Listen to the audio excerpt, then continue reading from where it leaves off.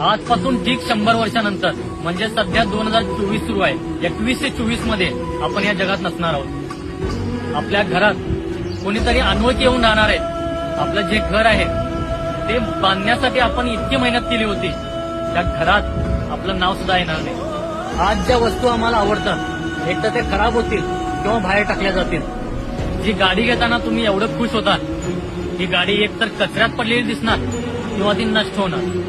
आणि आपला जो फोटो आहे तो काही काळापर्यंत आमच्या घरात लावतील, त्यानंतर तो फोटो सुद्धा कचऱ्यामध्ये टाकतील. ज्या आपल्याला आवडतात गोष्टी त्या उद्या दुसऱ्यांच्या होतील. आपण जो पैसा संपत्ती कमवलेली आहे त्याच्यावर सुद्धा ठराविक काळानंतर आपलं नाव सुद्धा राहणार नाही.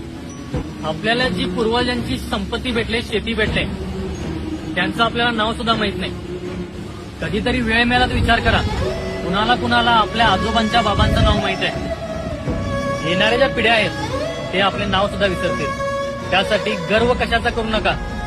वर्तमान काळात जगा, भविष्य काळात जगू नका. आपण या जगाचे ठराविक काळापर्यंत पाहुणे आहोत. सर्वांचं तिकीट कन्फर्म आहे, एकदा ना एकदा जावं लागणार. त्यासाठी गर्व करू नका, हेवा करू नका. स्वतःच्या कर्मावर विश्वास ठेवा आणि चांगलं जगा. संपला विषय.